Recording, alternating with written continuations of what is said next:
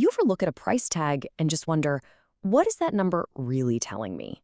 We tend to think of price as, just a fixed part of an item. But what if it's not? What if a price tag is actually more like a thermometer, measuring all these invisible pressures in the world all around us? Well, today, we're going to decode the hidden physics of a price tag. So let's start with a really simple, almost silly question. What is the price of air? I know, it sounds absurd. Air is everywhere. It's free, right?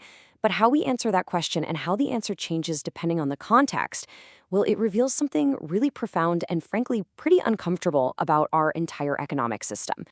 And this gets right to the heart of a paradox that classical economics has always kind of struggled with. On one hand, if something's abundant, its price should be zero. But on the other hand, if you're desperate enough for it, you'll pay pretty much anything. So how can both of those things be true at the same time? That's the mystery we're going to solve today. And here it is. Here's the key insight from this whole framework.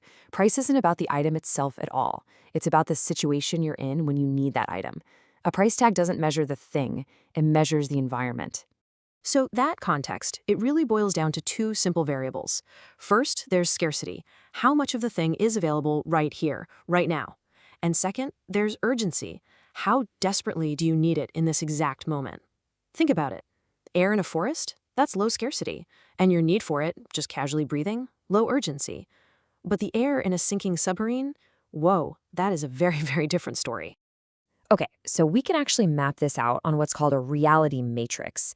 And this just brilliantly illustrates how the price of air can change so dramatically. Look at the top left. Low scarcity, low urgency. The price is basically zero, the natural work of just breathing. But as you move down and to the right, let's say the air on an airplane, the price becomes the max acceptable cost that's just baked into your ticket. And if you move even further, you hit total extraction or even infinite. The air itself is exactly the same, but the context changes everything. Now, this is where it gets really interesting. This matrix has a critical dividing line. In that top left area, transactions are what we call exothermic. They produce value, they sustain society, kind of like a healthy ecosystem. But once you cross that line into high scarcity or high urgency, you enter the endothermic zone. And in this zone, transactions don't create value, they extract it. Profit here isn't a signal of efficiency, it's a signal of thermodynamic theft. And that extracted value, it has a name: moral debt. But listen, this isn't just some fuzzy philosophical idea. The framework defines it as a measurable quantity, the unearned, stolen energy that's captured when a price goes way beyond the fair physical cost. It's a real, tangible force that creates friction and destabilizes the whole system. Let's make this totally real, okay? Imagine you're back in that sinking submarine. Someone has the only rebreather, which actually costs, say, $150 to make. But they know you've got a $5 million estate, and they demand all of it. If you make that deal, it's not a $5 million sale. No, it's a $150 sale that just generated almost $5 million in pure, unearned moral debt. All right, so we've seen how this works for a physical resource like air. It's pretty clear. But now, what happens if we apply the same exact physics to something totally abstract, something like debt? You see, debt isn't a resource you use up. It's a claim against your future energy, against your future work. And because of that, its physics operate in total reverse. The safe, healthy zones for something like air, well, they become the most dangerous traps possible when we're talking about debt. And here it is, the debt matrix. Just look what happens. That top left corner, which was completely harmless for air, is now the most dangerous zone for debt. That's where you get total extraction. It's a trap. The only place where debt actually provides a net benefit is the bottom left, when capital is abundant and your need for it is low. The physics have completely flipped on their head. Let's just take a quick look at a payday loan. The fair cost for a $1,000 loan, including risk and all the admin stuff, it might be about $35. But a typical predatory rate, it's more like $330. That difference, that $295, that's not profit.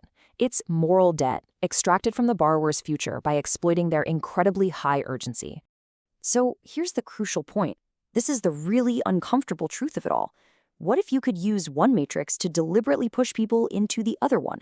What if you could engineer scarcity in the things people need, like housing or healthcare, to create the very urgency that forces them into the most extractive zones of the debt matrix? Well, according to this framework, that's not just possible, it's a deliberate strategy. The source material calls this the playbook of the smart, selfish actor. And it's pretty simple. Step 1, set your goal to maximum extraction. Step 2, create a justification for it. Call it market efficiency or efficient capital allocation. And step 3, when people call you out on it, just project and distract. Accuse your critics of wanting to destroy the very market that you've already rigged. So how do you actually do it? Well, you've got 2 big levers to pull. To pull lever 1, you manufacture scarcity of capital. You let banks consolidate to kill off competition. You lobby against public banking options. And you design credit scores that specifically deny access to the people who need it most. You just make it harder and harder to find a fair loan. Now, what's really fascinating here is how lever 2 works. You manufacture urgency. You let the cost of things people absolutely can't live without, like housing and healthcare, inflate like crazy. You get rid of savings buffers in the economy, and you normalize the idea that taking on debt is just the only way to survive. You basically push the entire population into a state of constant, low-grade financial emergency. So you can see how this trap is sprung over time. A person, or even a whole society, might start off in a perfectly healthy state, but then scarcity is slowly, quietly manufactured. Inflation ticks up, wages stay flat. And then a crisis hits, a job loss, a medical bill, and bang, urgency spikes. Just like that, you're shoved into that top right corner of the debt matrix. The trap is sprung. So the theory actually boils all of this down to a single, powerful equation that looks a whole lot like Einstein's E equals mc squared. It suggests that price is the result of the pressure from a buyer and seller, their transactional mass, multiplied by what it calls the reality tensor. And that's basically just the hard, physical, non-negotiable limits of the system. It's a mathematical way of saying that human desire always collides with reality, and price is just the measurement of that collision. So what does all this mean? It gives us a whole new set of rules for seeing the world. First, price doesn't measure value, it measures leverage. Second, what we call an efficient market might actually just be a well-disguised hostage situation. Third, that extractive profit we talked about isn't a gain, it's a system destabilizing debt. And finally, morality, in this context, it's really just another word for the thermodynamic efficiency of a system. And that leads us to the most chilling takeaway of all. This isn't about good versus evil or right versus wrong. The framework isn't passing judgment, it's just revealing the math. The matrix doesn't moralize, it calculates. So I'll just leave you with this question.